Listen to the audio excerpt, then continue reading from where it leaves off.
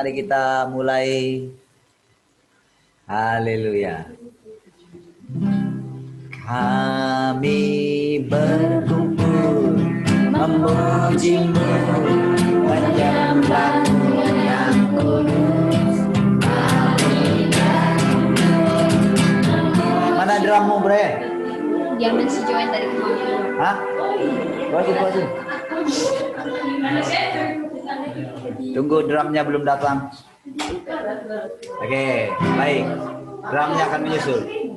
Kami Berkumpul memuji-Mu, menyembah-Mu yang kudus.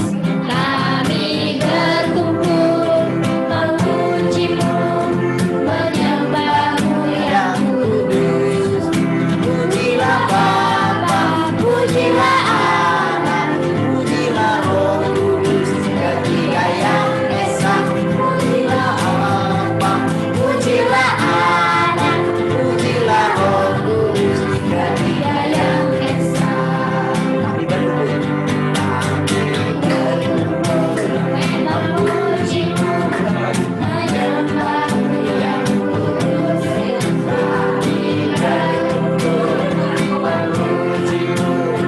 Menyembah-Mu yang kudus. Pujilah Bapa, pujilah Anak, pujilah Roh Kudus, ketiga yang esa. Pujilah Bapa, pujilah Anak, pujilah Roh Kudus, ketiga yang esa. Haleluya. Haleluya. Haleluya. Oh, haleluya.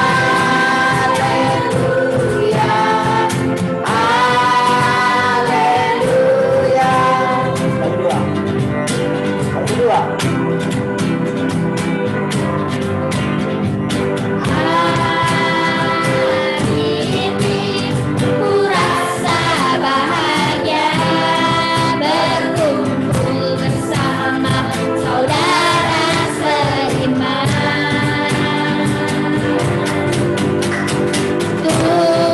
Tuhan Yesus telah satukan kita tanpa memandang di antara kita. Bergandengan tangan dalam kasih, dalam satu hati, berjalan-jalan terang kasih Tuhan. Kau sahabatku, kau saudaraku, tiada yang dapat memisahkan kita. Kau sahabatku, kau saudaraku, tiada yang dapat memisahkan kita. Ku cinta keluarga Tuhan, terjalin mesra sekali. Semua saling mengasihi, betapa senangku menjadi keluarganya Tuhan. Keluarganya Tuhan. Ku cinta keluarga Tuhan, terjalin mesra sekali. Semua saling mengasihi, betapa senangku menjadi keluarganya Tuhan.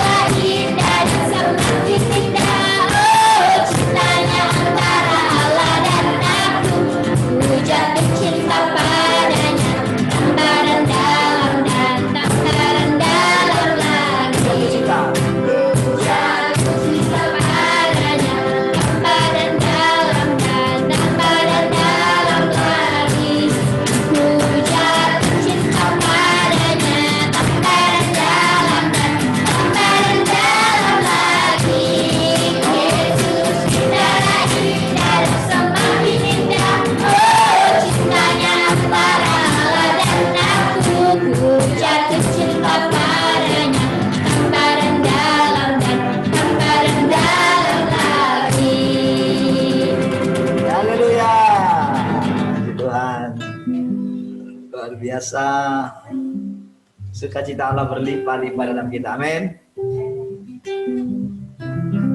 Bersama malaikat di surga, Nyanyikan hidung pujian, termasuk bagimu, dalam namamu, Yesus, aku memujimu. Aku angkat padamu, masuk dalam hadiratku, rasakan kasihmu, ku jadi milikmu. Yesus, aku menyembahmu. Hosana, aku memujimu.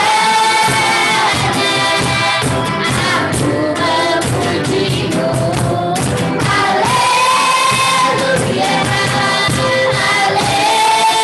haleluya, aku menyembahmu. Hosana,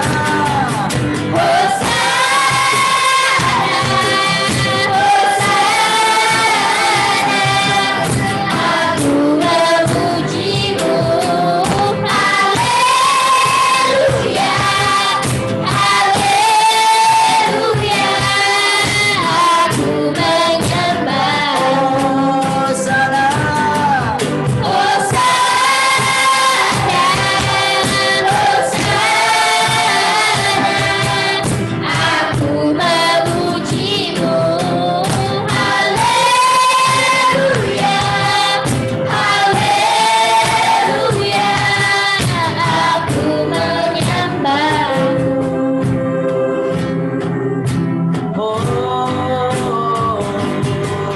Hosana,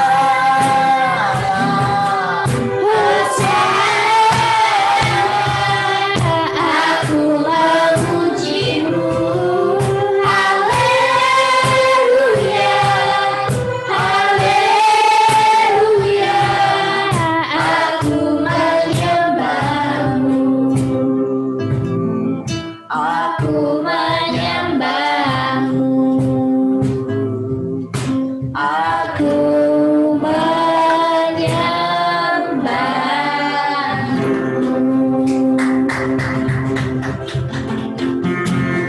haleluya.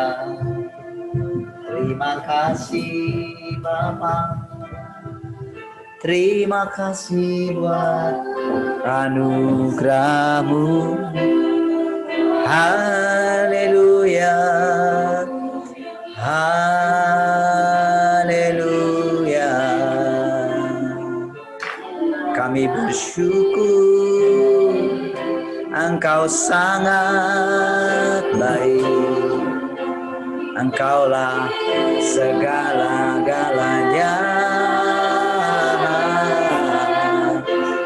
Kami sangat bersyukur. Kami boleh merasakan ketenangan. Kami boleh merasakan sukacita. Haleluya. Engkaulah segalanya. Terima kasih Bapa. Kami sangat bersyukur malam hari ini buat anugerah-Mu. Engkau menolong kami semuanya untuk kami semakin mengerti jalan-jalan-Mu. Terima kasih Bapa. Mari silahkan keluarga Allah. Terangkan segala jalan-jalan-Mu, rahasia-rahasia kehendak-Mu, supaya kami semakin mengerti apa yang menjadi kerinduan-Mu, apa yang menjadi pusat daripada kehendak-Mu, supaya kiranya setiap kami boleh menyukakan Engkau, menyenangkan hati-Mu, kami dapat memuaskan hati-Mu, Kami dapat memenuhi rancangan yang sudah Engkau tetapkan dari semula. Terima kasih Bapa Surgawi. Terima kasih. Kami mau terus berjalan mengikuti Engkau. Segala kemuliaan hanya bagimu. Dalam nama Tuhan Yesus. Sama-sama kita katakan. Amin. Baik, puji Tuhan. Shalom semua.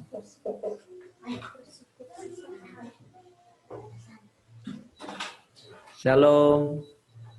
Yang di radio. Shalom. Yang mati. Apa itu? Siapa yang mati lampu ini? Oh. Oh. Enggak lah, itu salah ini.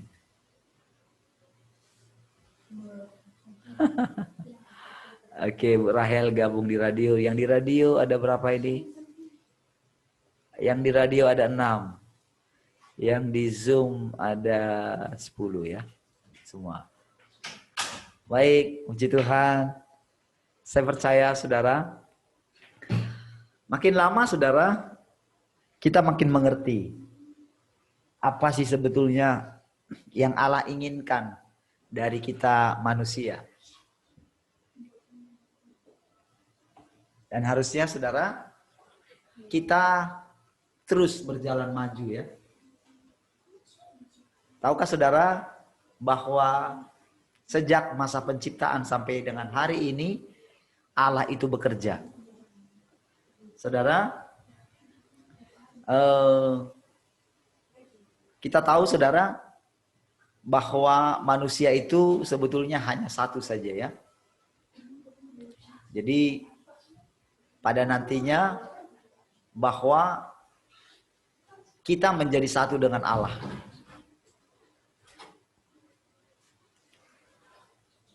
Walaupun kita diciptakan serupa dan segambar dengan Allah, namun kita berbeda dengan Allah. Berbedanya adalah kita itu seperti menjadi satu spesies yang baru, yaitu ras manusia. Ya, walaupun di dalam diri kita itu ada roh Allah, namun kenapa?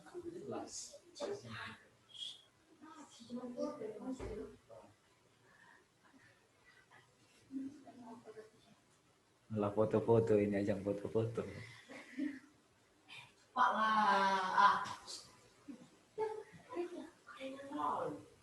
Sudah? Oke. Yang di rumah semangat semua. Amin. Soalnya lebih banyak di sini. Ya, baik.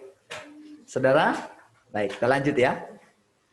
Saudara, kita tahu saudara bahwa ketika Adam diciptakan, ya, jadi mereka sebetulnya belum tahu ya, apa sih sebenarnya yang Allah inginkan dari manusia.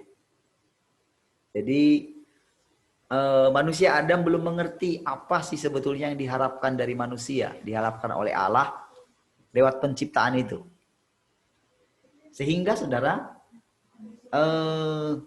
yang kita tahu ajarannya Allah kepada manusia dari peraturan yang ada hanya satu peraturan, larangan. Ya.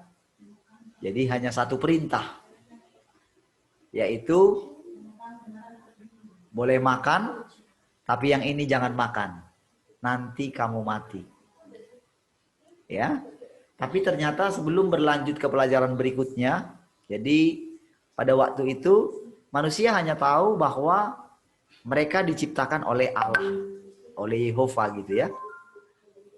Namun apa tugas, apa selanjutnya yang diinginkan oleh Allah dari manusia, belum mereka ketahui secara detail. Keburu mereka itu memilih pohon yang dilarang untuk dimakan. Nah, perlu saya ulang kembali bahwa itu bukanlah masalah langsung fatal di situ sebetulnya ya. Karena tentu Allah sudah menyiapkan hal-hal berikutnya. Selama ini kita berpikir bahwa kutuk itu adalah bagian dari murka Allah. Tadi pagi kita belajar bahwa sebetulnya di balik kutuk itu ada tujuan Allah supaya manusia itu justru semakin mengenal Allah atau kembali kepada Allah. Itulah sebetulnya tujuan daripada kutuk itu sendiri. Jadi tidak melulu negatif ya. Karena terbukti di antara manusia yang terkutuk, banyak di antara mereka akhirnya bisa kembali kepada Allah. Bahkan sebetulnya Yesus pun dianggap itu terkutuk. Ya kan? Karena seluruh kutuk yang ditimpakan kepada manusia ditanggungkan atas dia. Namun oleh karena dia keluar dari situ, dia dijadikan menjadi pokok keselamatan. Ya. Tuhan mau saudara kita ini semakin mengerti bahwa tak ada niat di dalam hatinya untuk membinasakan kita. Karena kita adalah bagian dari dirinya sendiri. Jadi sebetulnya yang dibinasakan itu adalah sifat jahat yang ada di dalam kita. Karena kita terikat dengan sifat jahat itulah, makanya kita ikut terbinasakan. Nah, manusia ikut terbinasakan oleh karena kecenderungan hati kita kepada yang jahat itu. Itu maksudnya ya. Jadi supaya saudara mengerti bahwa hakikatnya Allah adalah mengasihi kita. Sabar, mengampuni kita 70 kali 7 kali. Setiap firman yang diucapkan kepada kita, itu sudah dia lakukan. Pertama, barulah dia berani mengucapkannya itu. Atau minimal karena dia bertanggung jawablah melakukan yang dia firmankan, maka dia berfirman. Kira-kira begitu. Jadi ketika dia mengucapkan mengasihi, bahkan mengasihi musuh, ya dia sudah melakukan.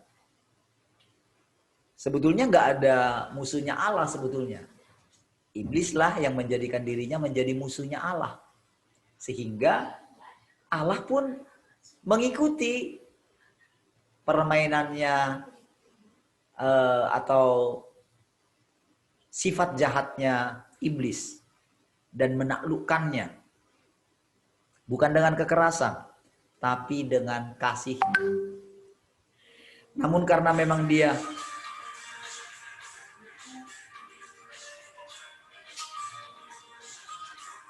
sorry ya. Kenapa Tan? Halo? Halo? Kenapa ini lagi ini loh? Oh, kenapa di bawah ya? Bukan. Kenapa cepat? Lagi coba ya, Pak? Iya lah. Oh iya? Oke, bentar lagi lah, Pak. Ya, Pak. Oke, ya. Nanti telepon si Uli aja kalau enggak. Ngomong sama si Uli nih. Iya, nanti. Oke, Pak. Oke, Pak.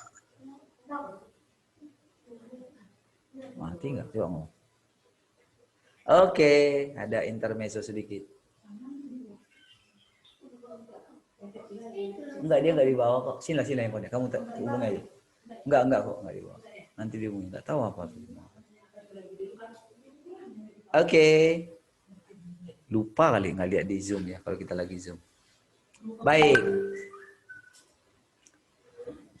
Kita lanjut ya. Baik. Jadi saudara, Adam belum mengetahui seluruh rencananya Allah. Jadi dia hanya pada waktu itu selama dia hidup paling hanya sebatas ingin keluar dari kutuk. Ingin lepas dari kutuk. Itu saja. Jadi karena dikatakan nanti kamu mati. Jadi perasaan di dalam diri Adam itu dia ditolak oleh Allah. Sebagaimana iblis telah ditolak oleh Allah. Itu benar-benar mencengkeram pikirannya, saudara. Jadi Allah sangat heran juga sebetulnya sih.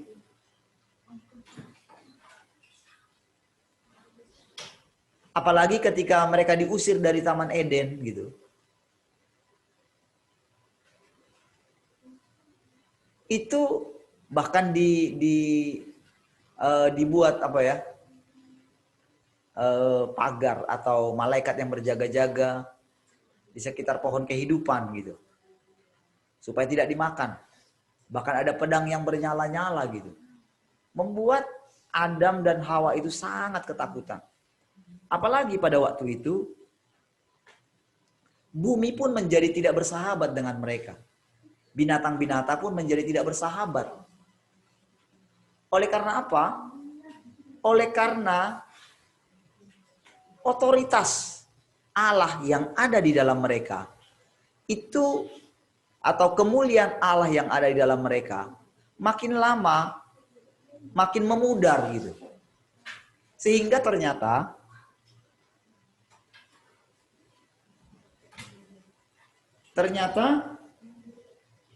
disadari oleh makhluk, setiap makhluk.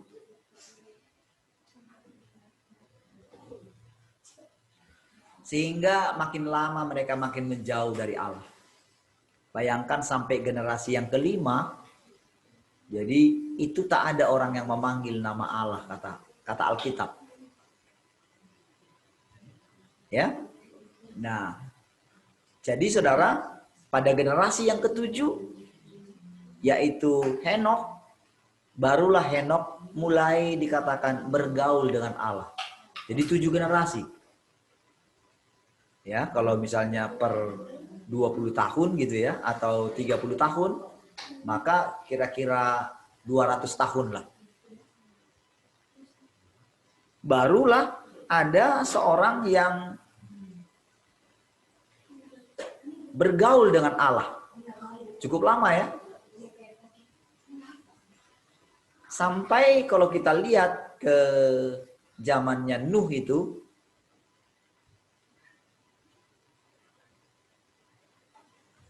dikatakan semua manusia kecenderungannya adalah berbuat dosa. Jadi benar-benar saudara itu memilukan hati Tuhan. Setelah sekitar 900 tahun, hampir 1000 tahun. Ya, hampir 1000 tahun, bagaimana itulah seperti tahun pertama, hari pertama. Dan selanjutnya kita melihat bagaimana Allah mulai menjelaskan tentang rahasia-rahasianya. Lalu Nuh kita tahu dia mulai mempersembahkan korban. Ya kan? Dia mempersembahkan korban, dan itu bau korban itu dikatakan harum di hadapan Tuhan.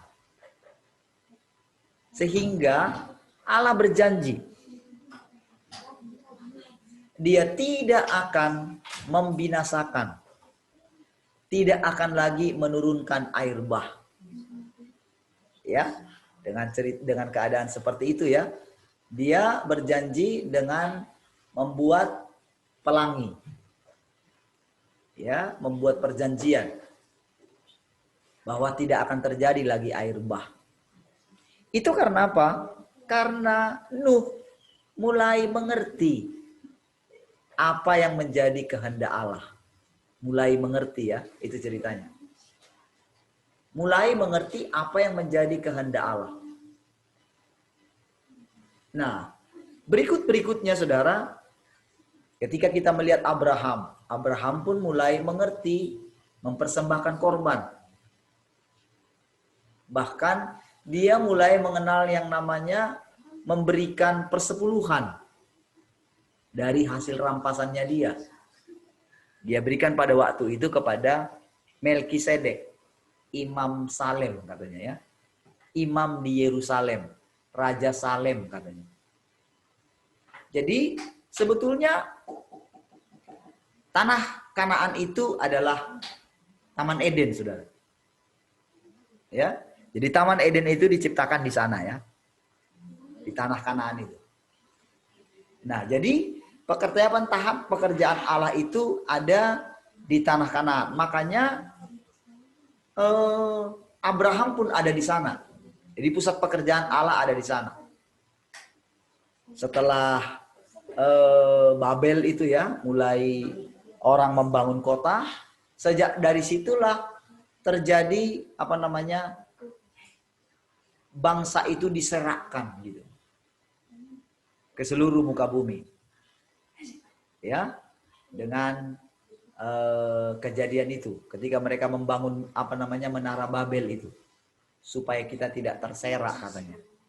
Ya, Kejadian pasal 11. Ya. Baik. Nah, Saudara, kita tahu kemudian berikutnya kita mulai melihat yang namanya tokoh-tokoh berikutnya, Abraham, lalu kepada Ishak, lalu Yakub. Itu sebetulnya semua Saudara, apapun yang terjadi itu Saudara, itu adalah Allah turut bekerja di sana semua.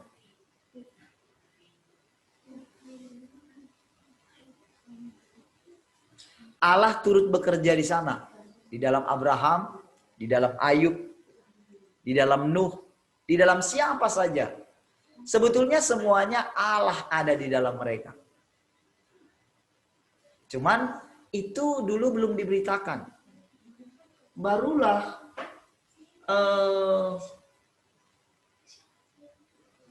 ketika Tuhan Yesus tampil, dia menceritakan tentang dirinya. Dalam gulungan kitab tertulis tentang aku. Dia bilang begitu ya. Ketika dia membacakan gulungan kitab Yesaya, dia mengatakan, genaplah nas ini saat ini katanya. Lalu dia mulai memperkenalkan dirinya. Sebelumnya sih dia tanya kepada orang banyak, kepada para pengikutnya itu. Dia tanya mereka. Ya, lalu mereka mulai pada mengerti. Karena para murid-muridnya ini sebelum dipilih, ternyata murid-murid ini adalah orang-orang yang menanti-nantikan Tuhan. Mencari Tuhan. Jadi Saudara, Allah itu seperti misteri gitu di dalam diri setiap manusia, bahkan para hamba Tuhan. Tetapi untuk dia boleh benar-benar memanifestasikan dirinya atau menjelma di dalam diri kita, menjadi daging di dalam diri kita, ternyata dibutuhkan harga. Harga itu apa? Rela membuang segala konsep.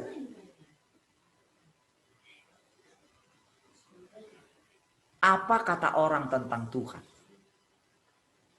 Jadi perkataan-perkataan atau pengajaran-pengajaran sebelum kita saat ini, kita mesti rela membuang itu. Bukan berarti membuang gimana ya, benar-benar tidak mempercayai bahwa Tuhan bicara kepada mereka, bukan. Kalau seperti itu nanti kita nggak bisa menemukan Allah juga. Tetapi kita harus mulai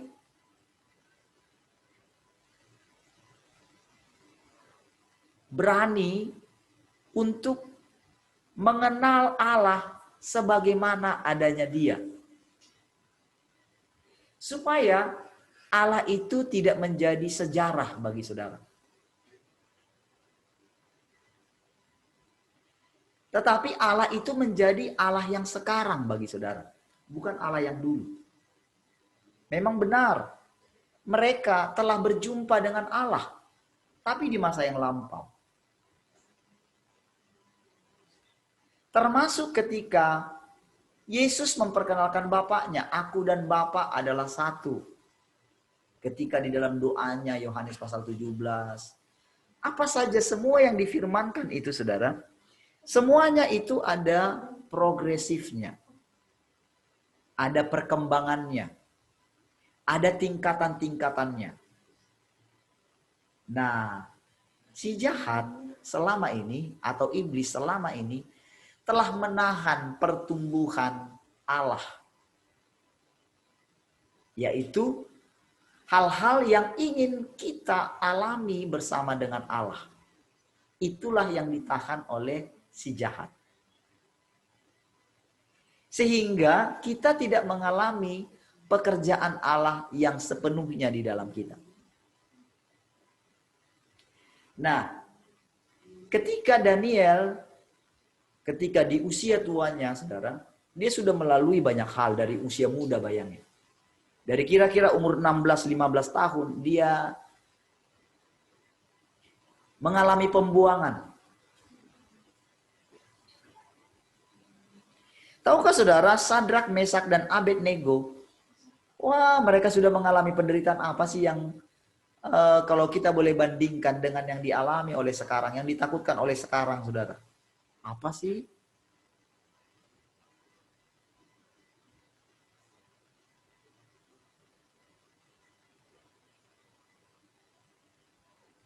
Apa sih yang sudah kita alami dibandingkan dengan mereka?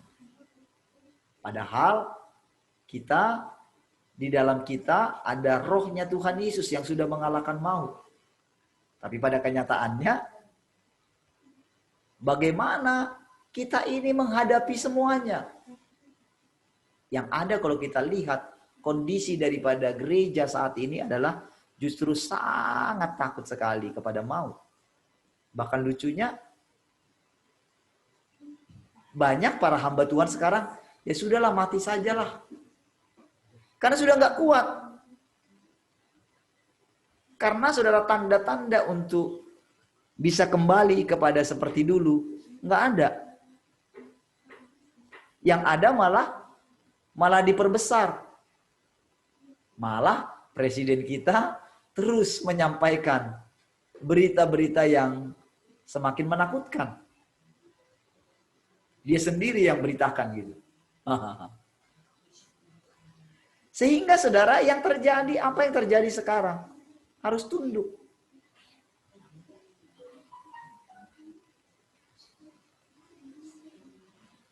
Saya belum dengar ada anjuran dari pemerintah untuk vaksinasi di bawah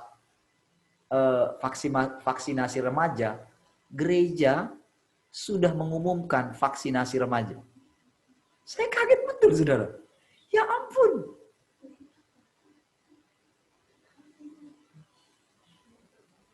Saya belum mendengar gitu di luar gitu. Ini sudah diumumkan, daftarkan. Rame-rame mendaftarkan anaknya. Oh. Tapi saudara, para hamba Tuhan ini mengatakan sangat mengenal Allah dengan akurat. Sudahlah. Saudara, kita mesti terus bergerak. Karena ketika saudara sudah mulai menerima kebenaran ini dari hari ke hari, maka dia akan semakin menerangkan isi hatinya. Dan saudara akan semakin mengalami bahwa Allah yang saudara ikuti sampai dengan hari ini adalah Allah yang nyata. Bahkan saudara nanti akan mengatakan, aku sudah melihat Allah. Ya. Karena itu akan sangat nyata sekali dalam pengalaman saudara. Jadi saudara, saya sangat yakin sekali dengan mengatakan kepada saudara, karena sudah tentu saya mengalami terlebih dahulu. Makanya saya berani cerita terus kepada saudara. Menceritakan. Saya berani menyampaikan apa yang dia taruh di dalam hati saya berani mengucapkannya. Karena saya menemukan ketika saya berani mengucapkannya, apa yang bahkan itu mungkin melampaui pikiran saya. Dengan saya berani mengucapkannya, semakin hari saya semakin mengerti rahasianya Allah. Dan saudara, dia semakin menjelaskan, semakin berani juga dia bercerita kepada saudara. Karena apa? kita sudah mulai menemukan dia. Kita sudah mulai menemukan hakikatnya Allah itu. Seperti saya katakan sama saudara. Di balik kutuk yang dia lontarkan, yang dia sampaikan kepada Adam, ternyata di balik itu tujuannya adalah supaya Adam mencari Allah. Supaya dia itu dari hatinya lahir satu kerinduan bahwa dia butuh Allah. Karena ketika pertama kali dia itu, ketika buka matanya, ketika dari tanah liat gitu ya, tiba-tiba dia buka mata, lalu dia melihat Allah. Pada waktu itu tidak ada yang istimewa bagi dia antara dia dengan Allah. Dia sama dengan Allah. Dia tidak mengetahui bahwa Allah itu harus disembah. Dia berdaulat. Dia berkuasa atas dia. Pada waktu itu Adam belum mengerti apa itu takut akan Tuhan. Jadi pada waktu dia makan buah itu, disitulah dia mengerti apa sebetulnya takut akan Tuhan. Sehingga saudara, kita menemukan bahwa dia nggak berani, saudara. Apalagi ketika dia melihat dirinya itu tidak pakai pakaian. Dia sangat malu sekali ketemu dengan Allah. Walaupun Allah berikan dia pakaian, tetapi dia tidak punya keberanian.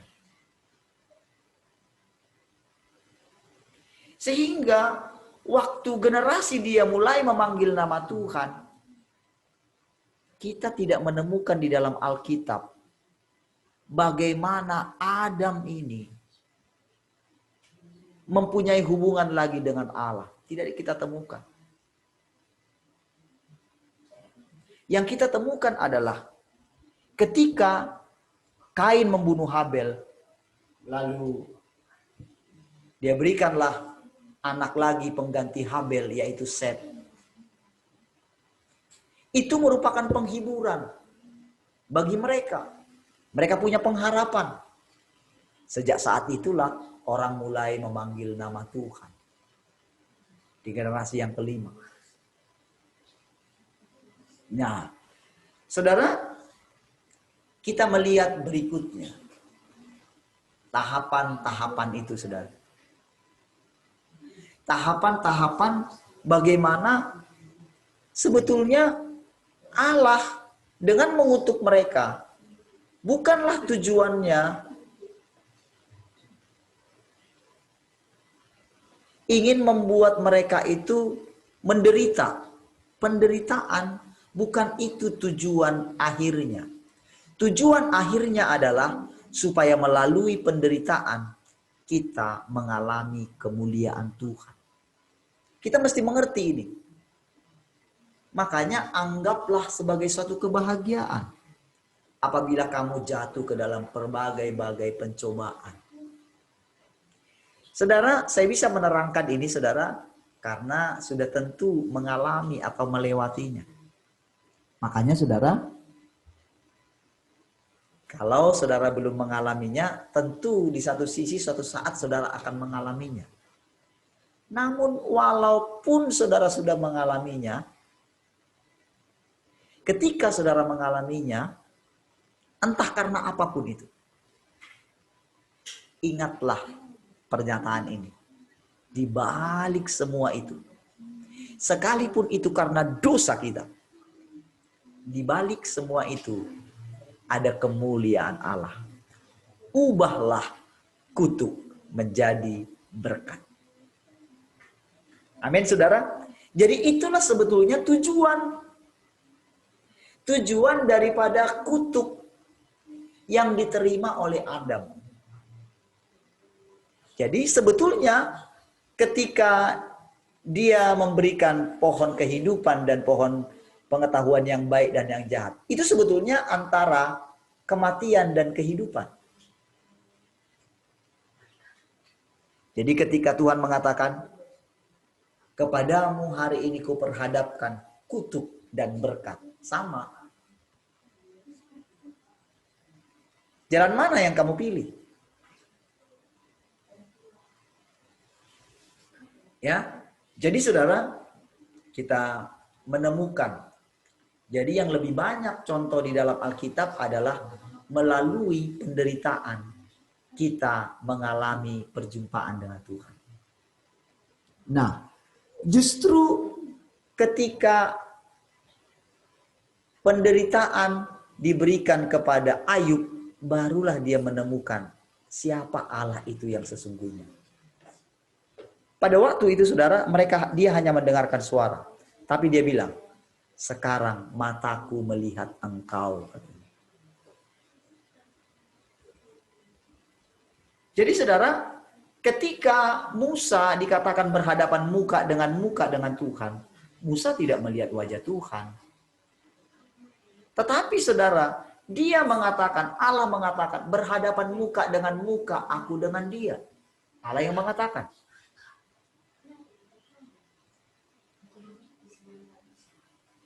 Jadi Allah mengatakan dia berhadapan muka dengan muka.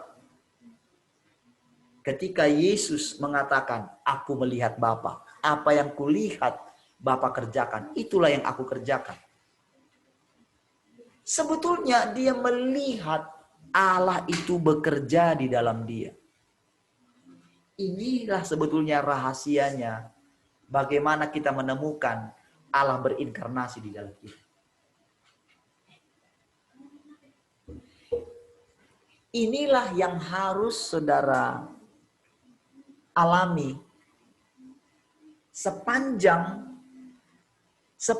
kita ini saudara dalam perjalanan kita. Sepanjang dalam perjalanan kita ini kita segera memasuki kerajaan 1000 tahun. 1000 tahun lagi kita akan lewati. Demi kita masuk ke namanya langit baru dan bumi yang baru. Ya, perhatikan. Inilah sebetulnya yang harus saudara alami, yaitu melihat Tuhan. Jadi jangan saudara berpikir nanti kalau sudah mati baru saudara lihat Tuhan. Itu kesalahan besar.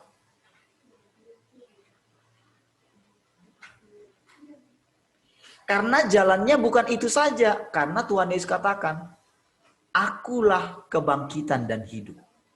Barang siapa percaya kepadaku akan hidup walaupun sudah mati. Dan bagi mereka yang hidup akan hidup selama-lamanya. Makanya dia katakan kepada Petrus, kalau aku mau dia hidup sampai aku datang, itu bukan urusanmu.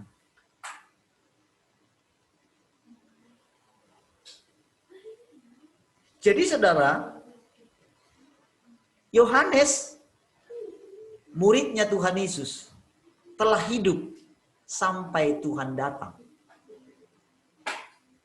Makanya saudara, kalau sekarang orang-orang menantikan kedatangan Tuhan, itu salah kaprah. Karena mereka menantikan Tuhan nanti yang datang di penghujungnya.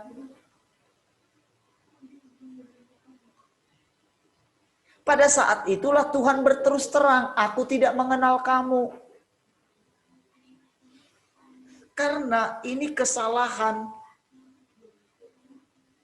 di mana dia tidak mau membuang segala pengetahuannya yang diajarkan kepada dia. Kalau orang-orang yang hidup di zaman Alkitab itu muncul sebagaimana adanya mereka sekarang, tentulah mereka akan menyatakan itu kepada para hamba Tuhan yang sekarang. Tetapi saudara, sekalipun mereka menampakkan diri, membicarakan sesuatu apa yang sudah mereka alami, saya mau bilang sama saudara, belum tentu mereka percaya. Ya. Karena mereka akan bilang, oh itu iblis yang menyamar. Jadi tahukah saudara, penglihatan para hamba Tuhan ini sudah tertuju kepada iblis, bukan tertuju kepada Tuhan. Lihat semua saudara.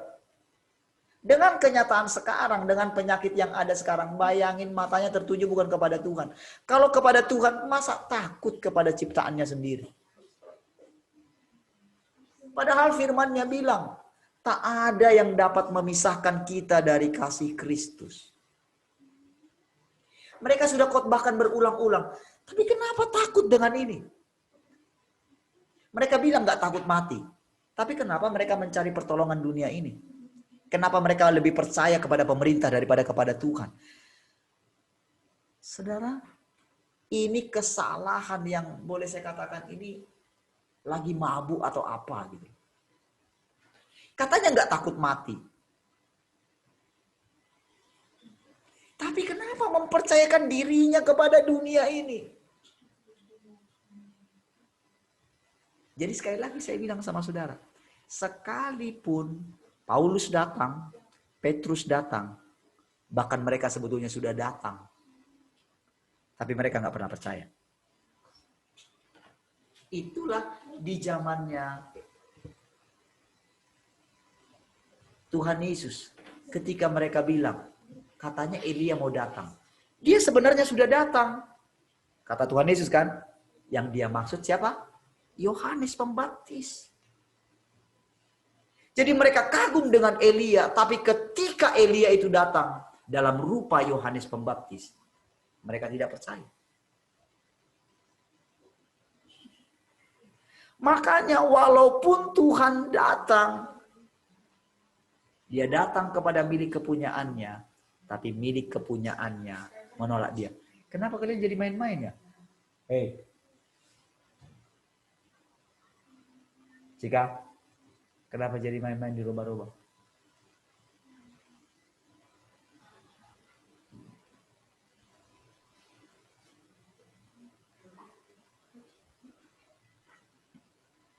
Lihat saudara.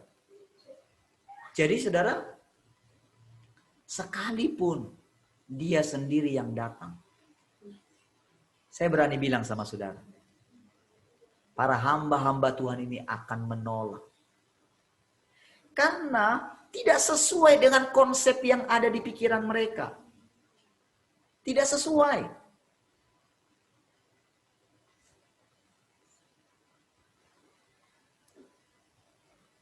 Karena menurut konsep mereka, dia harus datang, menggendong mereka kah? Mengasihi mereka kah? Sabaslah.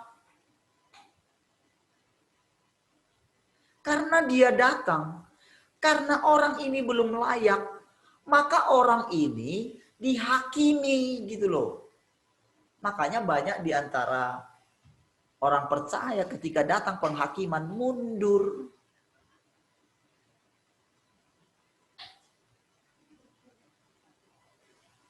Ketika dinyatakan dirinya yang sebenarnya,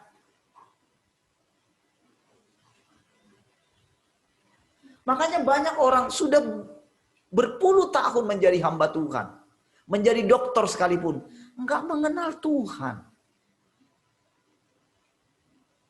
Mau bilang gimana lagi? Makanya Tuhan berterus terang.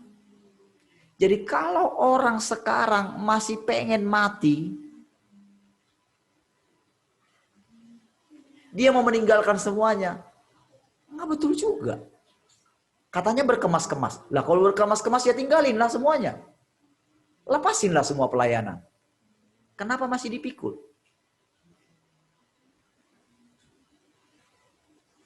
Katanya sudah mau bersiap meninggalkan dunia ini.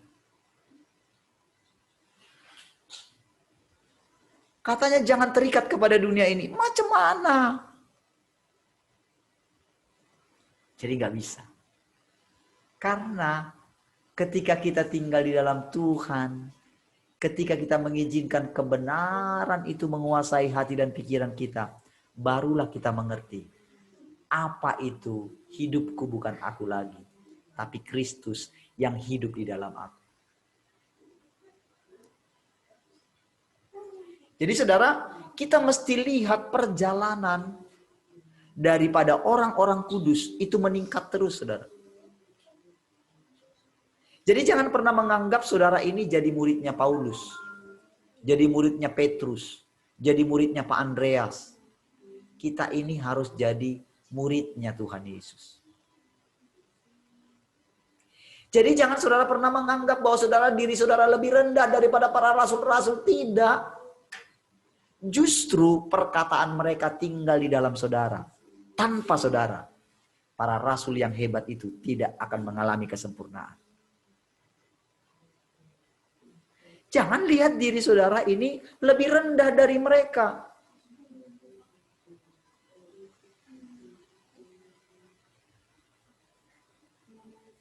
Karena saudara masih hidup.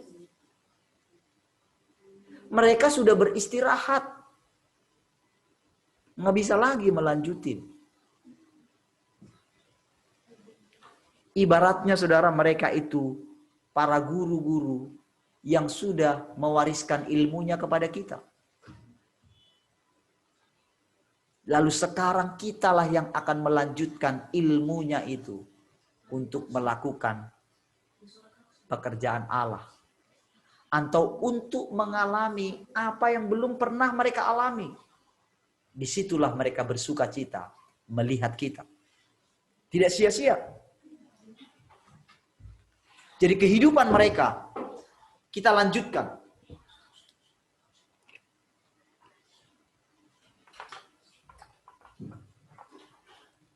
Nah, saudara lihat ya. Saudara, kita tahu saudara, pekerjaan tahapan Allah itu yaitu melalui Taurat. Tadi pagi kita belajar saudara, bagaimana sebetulnya kasih karunia itu atau hidup oleh iman sudah dimiliki oleh Abraham sebetulnya. Namun kita tahu saudara, untuk mengekang setiap perbuatan jahat manusia, turunlah yang namanya hukum Taurat. Jadi dengan hukum Taurat itu, kejahatan manusia itu seperti ditahan. Kan kalau tidak melakukan hukum Taurat kan dirajam batu ya. Kalau kedapatan berzina, kalau tidak menghormati hari Sabat, tidak menghormati orang tua, maka hidupnya akan terkutuk, akan binasa. Itulah penghukuman karena Taurat. Jadi disinilah sebetulnya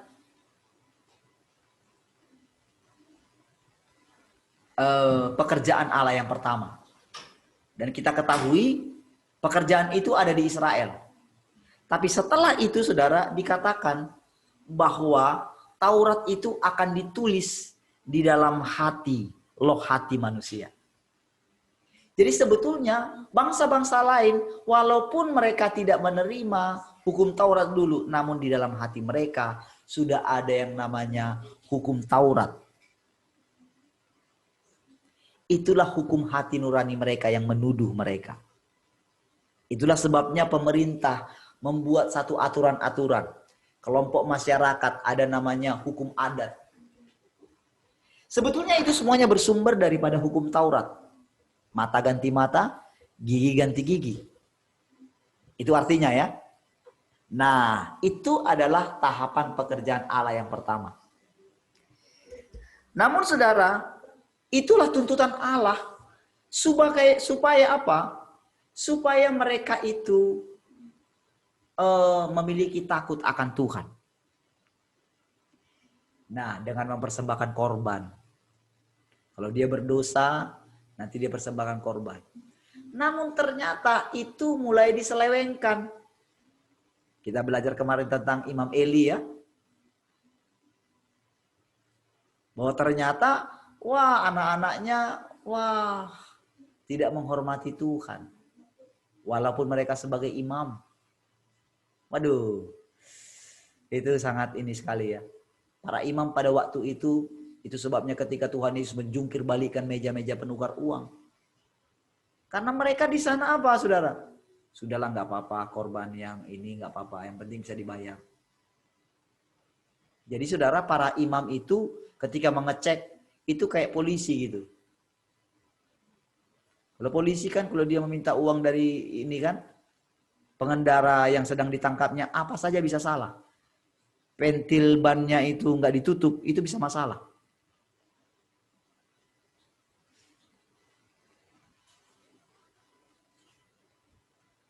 Karena memang tujuannya ingin apa? Ambil keuntungan. Nah, pada waktu itu kira-kira seperti itulah para imam. Dicek seluruhnya si korban ini gitu. Dicari sedetail-detailnya gitu. Dilihat mungkin sampai ke bawah-bawah itunya, dilihat semua gitu. Nah, ini ada nih. Karena korbanmu nggak sempurna, nah di sini ada korban yang sempurna katanya. Nah, ini kasih masuk ke sini, ini tukar, tapi tukar tambah ya. Jadi harusnya mereka sudah bawa korban, tapi karena korbannya tidak sempurna, ada cacatnya sedikit aja. Digantilah dengan korban mereka. Dengan dalih harus menambah uang kan, karena tukar tambah ceritanya.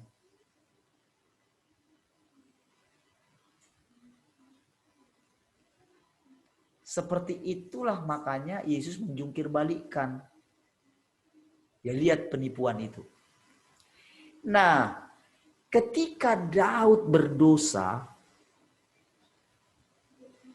sebetulnya dia cukup mempersembahkan korban saja.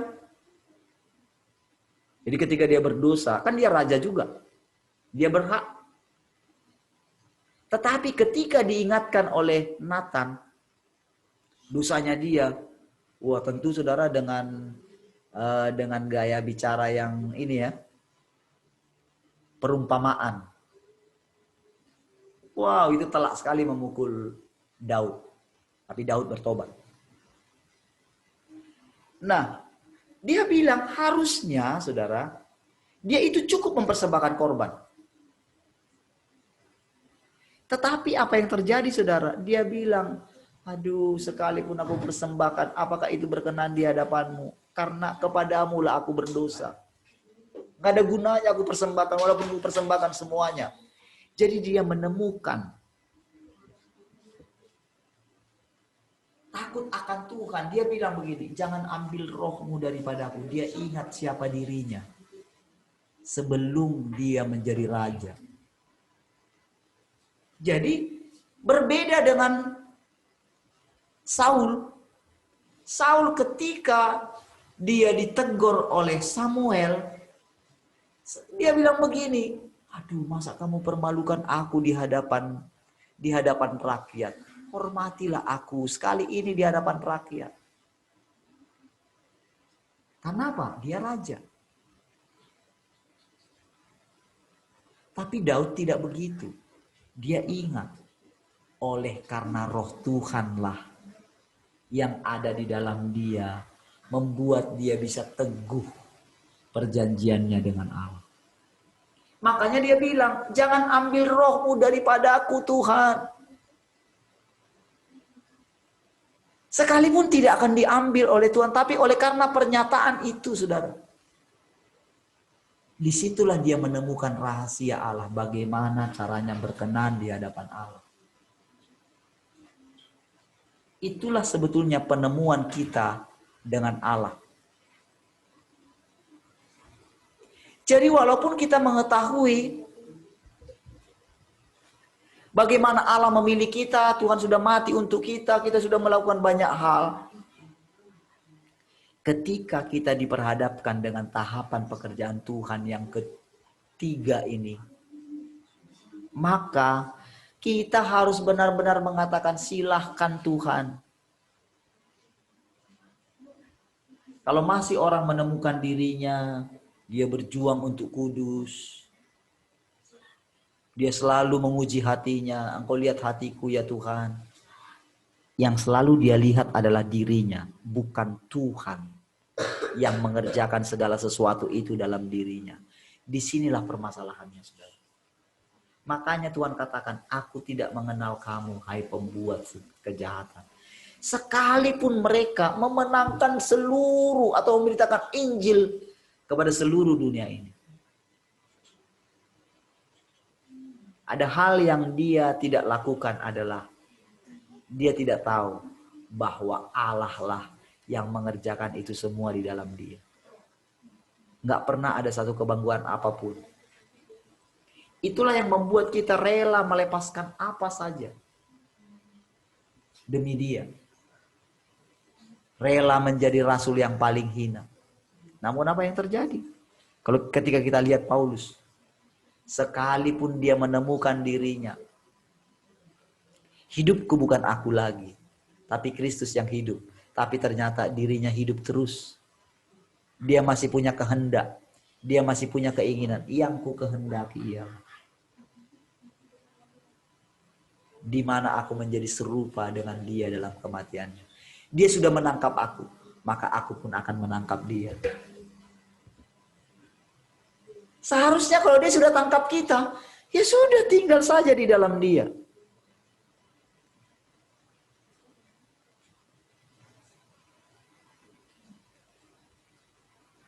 Saudara, lihat Tuhan Yesus.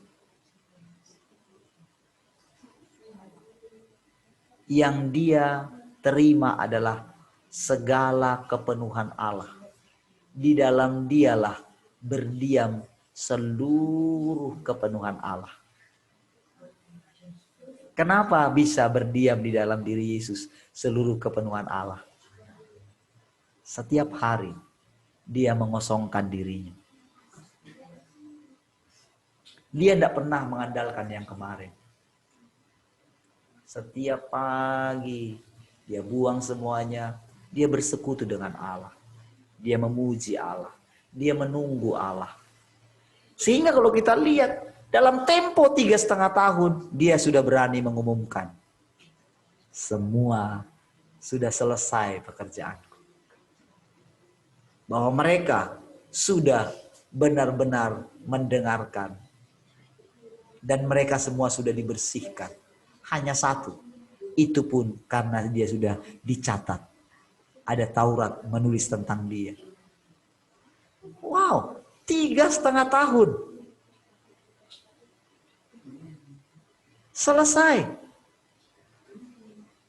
Kenapa Paulus yang kita lihat dengan spektakuler memenangkan banyak sekali sampai ke ujung dunia. Tetapi kenapa dia enggak mengatakan dia sudah selesai? Dia hanya mengatakan pertandinganku sudah selesai. Tapi sebetulnya dia menemukan ketidakpuasan di dalam dirinya. Dia menganggap dirinya gagal. Karena apa? Hasil yang ingin dia lihat ketika orang-orang meninggalkan dia.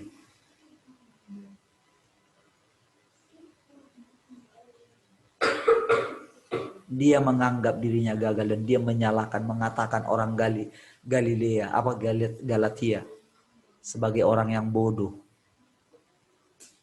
Padahal tahukah saudara, Allah mengizinkan itu untuk meruntuhkan rasa percaya dirinya. Itulah sebabnya membuat dia, saudara, diizinkan mengalami banyak sekali penghinaan, cambuk, dan dia menemukan dirinya sebagai rasul yang paling hina. Saudara, dari zaman Taurat, zaman kasih karunia, dan dari zaman kasih karunia ke zaman kerajaan. Saudara, ada banyak orang setelah menemukan kasih karunia, mereka kembali kepada Taurat. Saudara, sebetulnya semua tahapan pekerjaan ini harus terjadi dalam kita. Memang ketika kita itu menerima kasih karunia, kita harus juga diizinkan melihat bagaimana keinginan untuk sempurna di hadapan Tuhan itu mesti muncul dulu. Tetapi ketika itu muncul, harus ada sampai pada titik bahwa sebenarnya kita tidak mampu untuk sempurna. Tahu nggak tujuannya apa? Supaya pekerjaan penaklukan Allah di dalam diri kita itu berhasil. Apa itu, saudara? Pekerjaan penaklukan yang bagaimana? Supaya begini, saudara. Tahu nggak saudara kenapa si jahat itu masih bisa memanifestasikan dirinya dalam diri seorang manusia? Kenapa? Karena manusianya masih hidup. Ketika masih ada usaha ingin berkenan di hadapan Tuhan, berarti dia masih hidup. Makanya saudara, setiap orang harus diperhadapkan dengan kenyataan bahwa dia manusia celaka. Kalau tidak, orang itu akan mengalami kegagalan untuk ditaklukkan oleh Allah karena dia masih muncul. Makanya dikatakan baptisan itu artinya kita sudah mati. Orang mati masih bisakah berkenan di hadapan Tuhan? Masih bisakah dia melakukan satu apa yang membuat dirinya itu bisa menjadi kudus atau menjadi berkenan? Masih bisakah? Oh, namanya mati.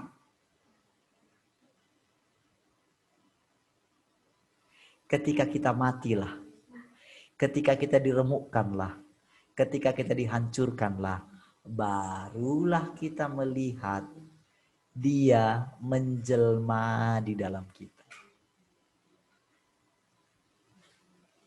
Sebetulnya perenungan kita ada di situ, makanya kita disuruh harus masuk istirahat, masuk sabatikal.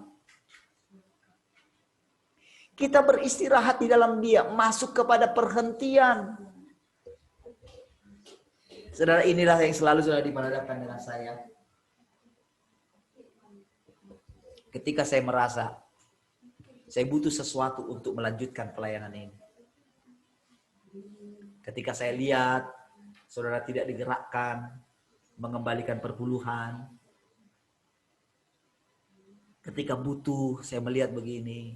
Saya bilang sama Tuhan berkali-kali kan, sudahlah Tuhan, saya bekerja aja lah. Tahukah saudara? Menurut saya, itu baik. Karena apa? Saya akan menunjukkan kepada saudara bahwa saya tidak butuh uang saudara. Saya benar-benar saudara melihat ini semuanya pekerjaan Allah saja. Setiap kita akan diperhadapkan terus dengan yang namanya sepertinya kita ragu. Saya mungkin bisa saja meragukan.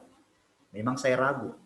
Apakah keputusan dengan 3 ruko ini adalah dari Tuhan?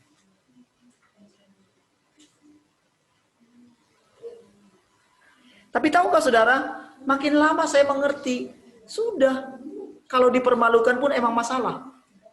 Berarti kalau saya masih merasa malu, berarti saya masih hidup.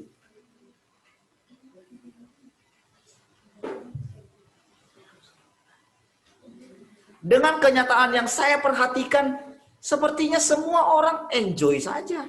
Para hamba Tuhan mengikuti kata hatinya saja. Ikut saja. Saya bilang ke dalam hati saya, wah jangan-jangan memang mereka disuruh untuk divaksin, emang kenapa?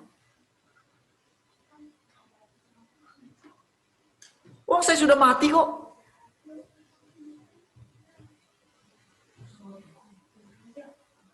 Saudara, untuk benar-benar diri kita ini mati, tidak semudah yang kita bayangkan. Walaupun orang itu sudah benar-benar mati secara jasmani sekalipun, di alam roh belum tentu mereka benar-benar sudah mati. Memang kenyataannya begitu, saudara. Mereka masih ingin melanjutkan pelayanan, mereka masih berkhotbah. Dan kalau saya mau bilang sama saudara, kalau dulu sebelum mereka meninggal, yang di zamannya yang protokol kesehatan, di alam roh mereka masih memakai protokol kesehatan, saudara.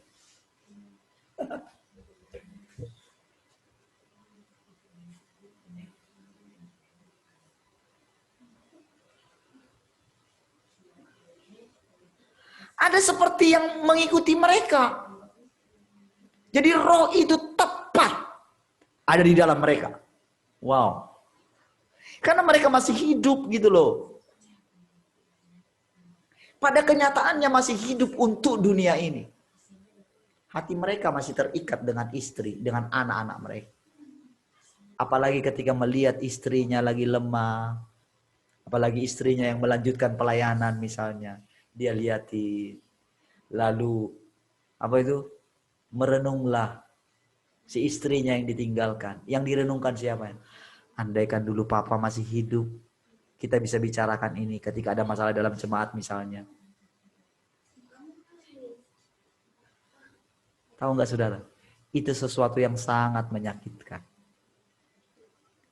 Jadi mau tidak mau saudara, dia ini tidak bisa mengalami Allah itu hidup di dalam dia.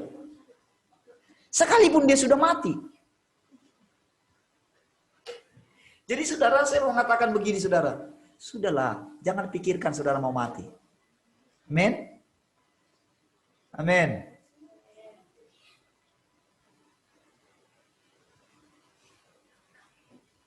Tapi anggaplah saudara sudah mati. Peganglah kebenaran itu. Aku sudah mati. Begitu aku dibaptis, aku sudah mati bersama dengan Kristus. Hidup yang kuhidupi sekarang adalah hidup oleh iman di dalam anak Allah yang menyelamatkan aku.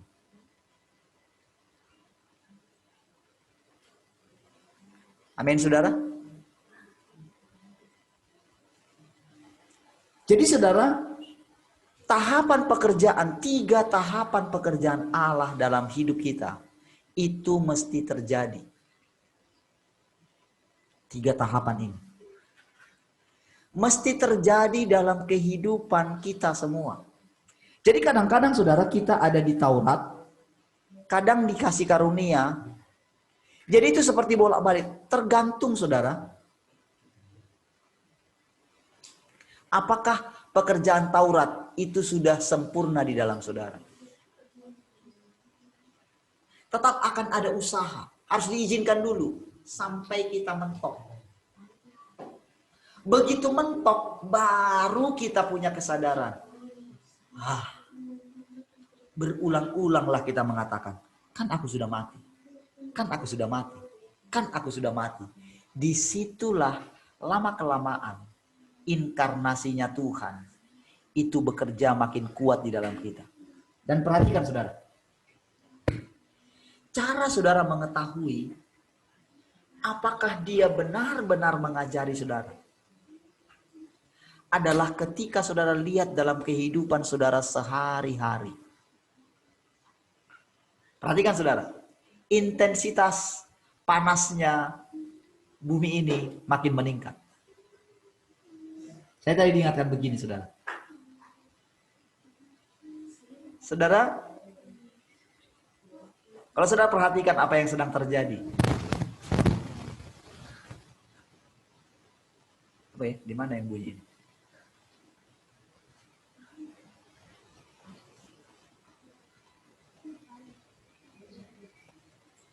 Perhatikan. Dari setelah Pak Andreas meninggal, itu sebetulnya kira-kira 13 tahun sejak dia, atau 12 atau 13 tahun sejak dia sabatikal 2004. Ya. Dia dipanggil 2017. Saudara, kalau kita hitung sampai 2024, itu 7 tahun. Karena ceritanya begini, bahwa masa terangkat itu, keterangkatan itu kira-kira di umurnya. Dia pernah bilang seperti itu. Saudara, kalau kita hitung-hitungan, saudara, tahun 2024 adalah masa akhir dari presiden yang sekarang. Lihat pemerintahannya yang pertama. Dia seperti juru selamat. Tapi lihat pemerintahannya yang kedua, tahapan yang kedua. Wow, dia menunjukkan siapa dirinya. Ingat, bukan masalah siapa pribadinya. Tetapi roh antikris yang diizinkan oleh Allah. Lihat, Allah berdaulat di atas semuanya. Tapi kalau saudara perhatikan sekarang saudara, wow, karena ambisi dia ingin membuat bangsa kita menjadi penguasa atas dunia ini. Karena memang saudara, bangsa kita sebetulnya bangsa yang paling kaya dan dia sudah menemukan itu saudara. Tahukah saudara, rohnya Soekarno kuat sekali bekerja dalam diri beliau. Ambisi. Tahukah saudara? Ambisi inilah yang pernah ditawarkan si jahat kepada Tuhan Yesus. Sekalipun dia tahu bahwa Yesus itu adalah anak Allah. Tetapi dia tahu, dia punya kesempatan untuk mencobai Yesus. Jadi Yesus harus mempertahankan bagaimana dia menyatu dengan Roh Kristus yang ada di dalam dia. Itulah yang membuat dia setiap pagi duduk di kaki Bapaknya. Lihat para hamba Tuhan sekarang, apakah masih melakukan seperti itu? Tidak. Para hamba Tuhan yang sekarang coba saudara perhatikan. Mereka punya 1.000.000 khotbah yang akan dikhotbahkan mereka. Tuhan Yesus tidak punya catatan khotbah sekalipun. Tidak punya. Dan dia tidak pernah mengandalkan karunia yang ada pada dia untuk menolong siapapun. Dia hanya bergerak sesuai dengan pimpinan Tuhan dalam dia. Dan dia berhasil.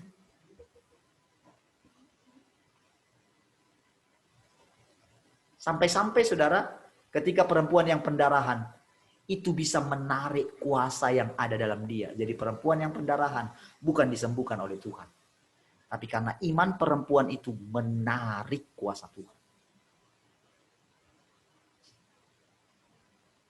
Ada banyak orang, saudara, tahukah saudara? Ada banyak para hamba Tuhan menarik paksa kuasa dari Tuhan. Seperti perempuan pendarahan itu. Sehingga mereka bisa buat mujizat dengan urapan yang ada dalam mereka. Itu diizinkan. Karena memang di dalam diri mereka ada Allah. Ada roh Allah. Ada kemampuan Allah.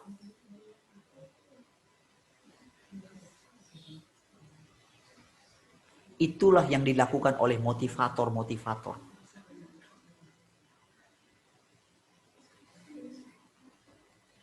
Saudara, ketika seseorang ditekan sampai titik nol. Tahu nggak? Kadang-kadang seorang pemimpin dia tahu begitu ditekan. Dia melihat potensi orang itu.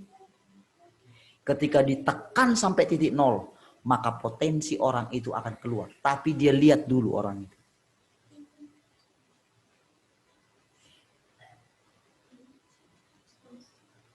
Seperti itulah pekerjaan Tuhan atas setiap orang-orang percaya. Tahukah saudara?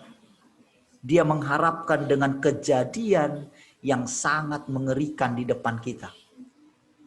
Akan muncul satu generasi umat yang mengenal Allahnya akan tetap kuat dan bertindak. Saudara tahukah saudara apa yang terjadi di sekeliling kita sebagai satu kontras? Nggak peduli siapa saudara.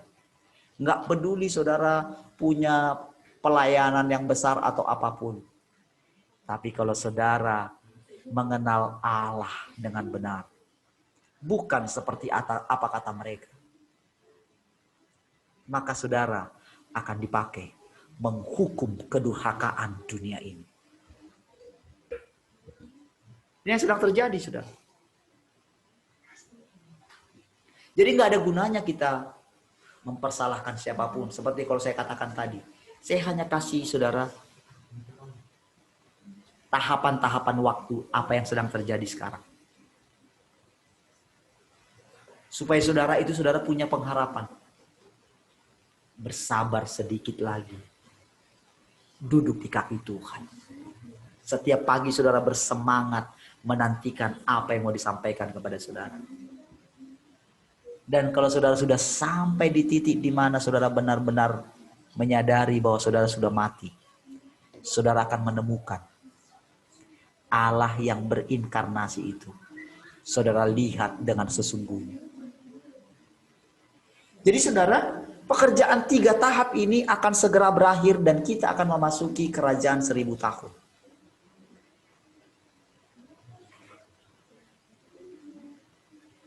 Jadi saudara, paling tinggal berapa tahun lagi? Apapun yang dia paksakan kepada saudara. Ada saudara yang kalau saya baca di medsos itu mengenai mereka yang ini, keluarga-keluarga yang ini, mereka sudah bilang ke anaknya. Ada yang bilang ke, saya baca di situ ya, di tertentu ya. Mereka tanya, papi nggak mau divaksin sama mami katanya. Umur kalian kan masih sekolah. Kira-kira kalian kalau dipaksa divaksin, kira-kira kalian mau nggak? Kan kalian masih mau sekolah katanya. Ini bukan saya ya. Karena dengan ini nantinya saudara akan ada peraturan yang baru. Perhatikan saja saudara. Saudara, kita siap masuk ke masa transisi. Transisi dari tahapan yang lama yang sudah berakhir, kita masuk ke transisi yang baru. Di mana Allah sendiri yang memimpin, yang memerintah. Saudara menjadi yang memerintah bersama dengan Tuhan atau diperintah. Pilihan ada di tangan saudara. Saudara mau menjadi pengajar nantinya atau jadi diajar terus. Saudara masuk kepada kehidupan yang baru atau tertinggal, disingkirkan. Disingkirkan adalah sesuatu yang sangat menyakitkan. Saudara, hari ini, kalau saudara tidak semakin serius mencari Tuhan, mencari kehendaknya, apa sih Tuhan? Apa sih mati? Apa sih namanya tahapan pekerjaan ketiga ini? Kalau saudara nggak semakin serius, wah, pilihan di tangan saudara.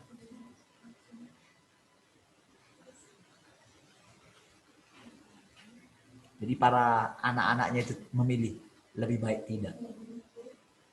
Ketika saya baca itu 1 hari yang lalu atau 2 hari yang lalu, saya lupa. Nah, tadi ketika saya baca itu, sudah keluar peraturan vaksin untuk remaja. Waduh.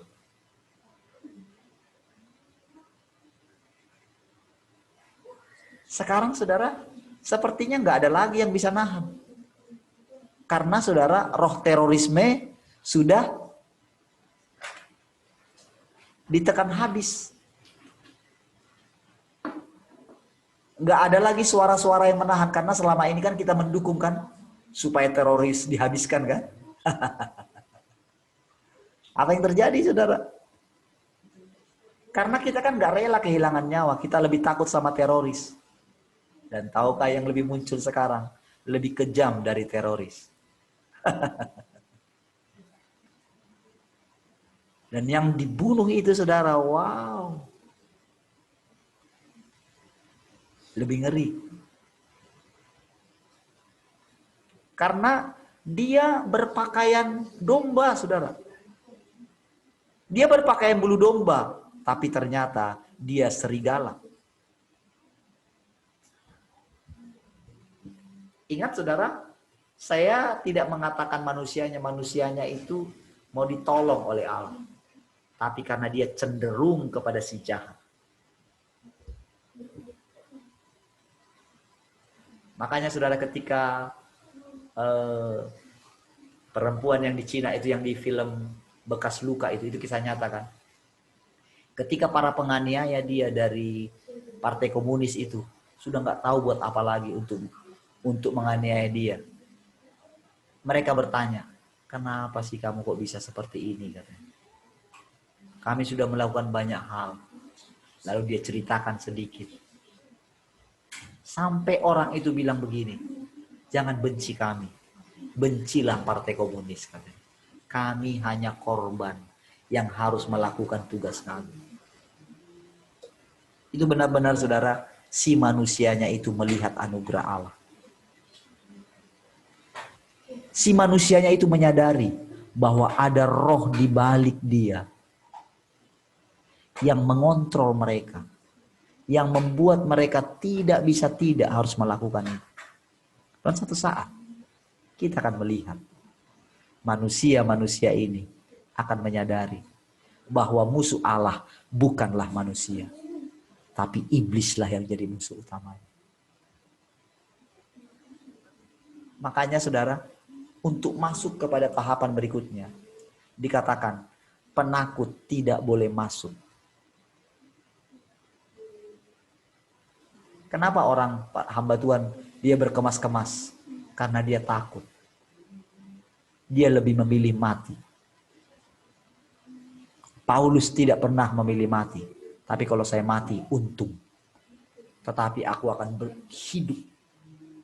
Hanya ketika dia dengar bahwa sudah waktunya dia mati, makanya dia bilang, darahku sudah waktunya dikorbankan, dicurahkan dalam korban ibadahmu, katanya. Dia menyatakan itu. Bukan seperti yang sekarang, saudara. Pengen mati kok. Berani mereka menerima itu. Karena apa? Sudahlah, mati-matilah. Tapi saudara, kemungkinan mereka tidak akan mati-mati.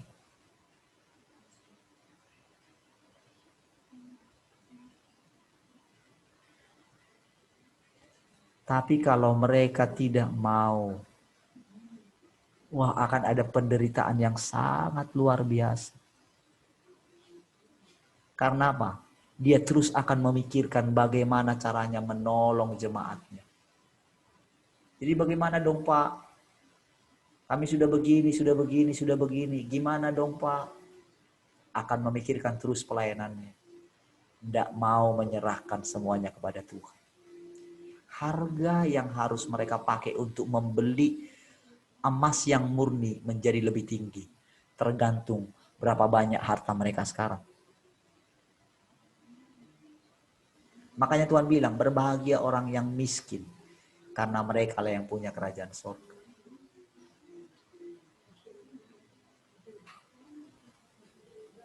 Dialah menjadi harta kita satu-satunya. Saya saudara mengucap syukur saudara. Kalau berkali-kali saya mengatakan, sudahlah, ambil sajalah, rubuhkan pun tidak apa-apa, silakan. Ketika sampai pada tahap itu saudara, kadang-kadang memang gimana ya, sudahlah, silahkan sajalah. Tapi tahu enggak, justru ketika kita mengatakan seperti itu, makin lama dia makin menjelaskan dirinya, jalan-jalan. Saudara yang dikasihi Tuhan Yesus, ketika saudara tinggal tetap di dalam dia di dalam engkau, saudara, apa saja yang saudara katakan, itu pasti terjadi. Kalau saudara mengatakan hari ini, engkau masuk dalam kerajaan 1000 tahun, lalu engkau masuk ke dalam kehidupan selama-lamanya tidak akan mati, saudara akan mengalami itu. Yang diinginkan dari saudara adalah tinggal dalam dia. Tinggal saja dalam dia. Tak ada yang dapat memisahkan engkau dari kasih Kristus. Tetapi untuk ini saudara, saudara butuh benar-benar mati di hadapan dia. Ketika datang ketakutan apapun yang ditawarkan oleh dunia ini, jangan alihkan pandanganmu daripada Tuhan. Tetap bersekutu dengan dia. Tetap merendahkan diri. Siapa tahu esok saudara benar-benar melihat Tuhan. Dan benar-benar saudara mendengarkan. Sama seperti Samuel. Dia mendengarkan Tuhan. Daud mendengarkan Tuhan setiap hari. Saudara pun mendengarkan suara Tuhan yang asli, yang hari ini, yang berbicara kepada saudara. Sehingga apa yang saudara dengarkan selama ini, Saudara akan buktikan, Tuhan katakan, itu benar, itu benar, itu benar. Dan saudara akan mengalami yang namanya, apa saja yang ada di dalam Alkitab ketika saudara baca, saudara tahu kisah sebenarnya. Tanpa saudara cari di Google atau dimanapun, saudara akan tahu kisah yang sebenarnya. Perhatikan saudara, zaman selanjutnya di kerajaan 1000 tahun, saudara akan dipakai mengajar bangsa-bangsa, mengajar orang lain, mengajar siapa saja.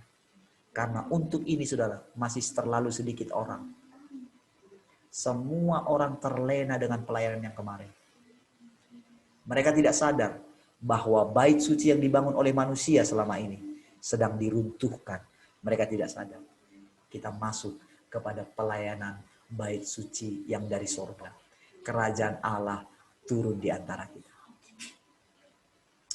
Haleluya. Baik saudara. Puji Tuhan saudara malam hari ini. Sampai sekian. Sampai kita ketemu besok lagi. Saya percaya dia akan mengajarkan hal yang lebih mendalam lagi. Ya. Jadi saudara, tetap bersemangat, bersukacita senantiasa, jangan biarkan dirimu murung. Amin. Jangan alihkan perhatianmu kepada si jahat, apapun. Saya sengaja menceritakan yang tadi saudara sedang menceritakan sedikit. Tapi saudara, perhatian kita tidak ke situ. Tapi kepada Tuhan yang memberikan hidup, sukacita, damai sejahtera, berlimpah-limpah, berlimpah-limpah, berlimpah-limpah. Tanda saudara melihat dia, hidup saudara bersemangat setiap hari. Haleluya. Baik, mari kita berdoa. Terima kasih Bapa, Tuhan Yesus dan Roh Kudus. Kami bersyukur. Kami menyerahkan sepanjang malam hari ini ketika kami beristirahat. Supaya kami besok bangun dengan tubuh yang fresh. Ini hidup kami, bagimu segala pujian, hormat, kemuliaan. Kami mau beristirahat, kami beristirahat dalam hadirat-Mu. Seluruh keluarga kami, seluruh orang-orang yang pernah bersama-sama dengan kami berkati mereka dalam nama Tuhan Yesus. Kalau dimungkinkan, mereka boleh dibawa kembali bergabung. Karena kami pernah bersama-sama dengan dia. Tapi semuanya kehendak mulai yang jadi dalam hidup kami. Seluruh keluarga kami dimanapun mereka berada. Pertolongan Allah turun bagi mereka semua. Kami bersyukur dalam nama Tuhan Yesus. Sama-sama katakan, amin. Baik.